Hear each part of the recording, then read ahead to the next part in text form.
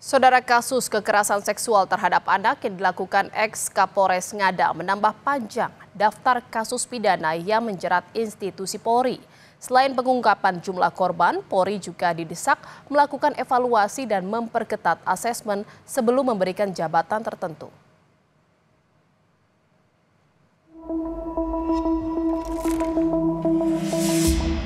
Pasca Kapolres Ngada AKBP Fajar Widyadharma Lukman resmi jadi tersangka kasus kekerasan seksual terhadap anak, pertanyaan yang muncul kini, apakah jumlah korban aksi bejat sang polisi hanya berhenti di 3 orang? Ketua Lembaga Perlindungan Anak NTT Veronica Atta menilai korban berpotensi bertambah. Veronica menyebut korban biasanya malu untuk mengungkapkan peristiwa seperti ini, sehingga polisi perlu menggali informasi adanya dugaan korban lain. Selain itu, trauma yang mendalam juga jadi salah satu tantangan mengungkap kasus ini. Menduga kuat bahwa ada korban, akan ada tambahan korban lain, oleh karena pada tahap awal itu yang diungkap itu hanya 3 orang ya, 3 orang anak. Tetapi kemarin sore kita mendengar bahwa sudah tambah lagi 1 orang. Dan berdasarkan informasi yang kami dapat, bahwa ada dugaan ada korban lain, tapi sampai saat ini mereka takut untuk mengungkap. Saat ini pihak korban masih trauma. Kami belum sempat untuk berkomunikasi, namun demikian kami berkoordinasi dengan pihak-pihak yang langsung berhubungan dengan korban, misalnya Dinas Pemberdayaan Perempuan Kota yang saat ini memang sedang melindunginya. Tidak hanya berhenti di korban, polisi juga diminta mengusut jaringan jual beli konten asusila ex-Kapolres Ngada. Kriminolog FISIP Universitas Indonesia Adrianus Meliala mengaku yakin pelaku tidak bekerja sendiri.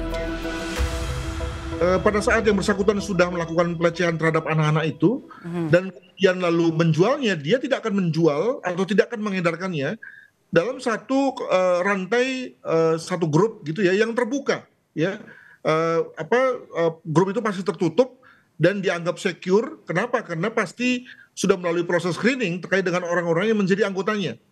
Tentu saja dalam hal ini tidak melalui grup seperti grup WA gitu ya yang praktis bisa dibobol dan bisa diinvestasi orang gitu ya, tapi melalui aplikasi yang lain yang kita kenal sebagai cukup ampuh ya untuk menahan adanya orang yang tiba-tiba menjadi anggota dan kemudian ngintip serta mendengar ya percakapan apa yang kemudian terjadi. Maka tentu dalam hal ini pihak penyidik itu tidak boleh berpretensi hanya dialah yang terlibat, hanya dialah yang menjadi pelaku satu-satunya. Jadi Anda percaya ini ada jaringannya ya? Pasti. Jadi kalau kita bicara mengenai kelompok predator dari luar negeri yang mencari mangsa di Indonesia misalnya, maka dia mencari mangsa Indonesia tapi dia menjualnya ke tempat lain. Sementara itu, pengamat kepolisian dari Institute for Security and Strategic Studies atau ISES, Bambang Rukminto, menyebut kasus pidana yang dilakukan aparat harusnya bisa dideteksi sejak awal.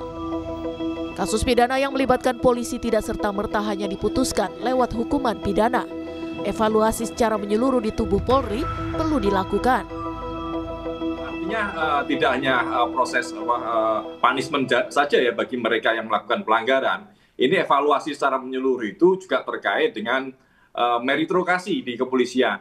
Harus ada assessment lebih dulu terkait rekam jejak atau riwayat personil yang akan ditempatkan dalam sebuah jabatan yang sangat penting dan vital di kepolisian. Saya melihat selama ini meritokrasi itu tidak berjalan dengan baik. Maka celah-celah itu dimanfaatkan mereka yang memiliki ambisi-ambisi yang menjauh dari nilai-nilai yang tadi saya sampaikan terkait melindungi, mengayomi itu, tetapi digantikan dengan pragmatisme sempit untuk kepentingan pribadi atau kepentingan kelompok. Kapolres Ngada AKBP Fajar Widyadharma Lukman ditetapkan sebagai tersangka atas kasus asusila. Dari hasil pemeriksaan, AKBP Fajar diduga melakukan pelecehan seksual kepada 3 orang anak di bawah umur dan 1 orang usia dewasa. Selain sejumlah bukti yang diperoleh, 16 saksi telah diperiksa oleh penyidik Propam. Tim Liputan, Kompas TV.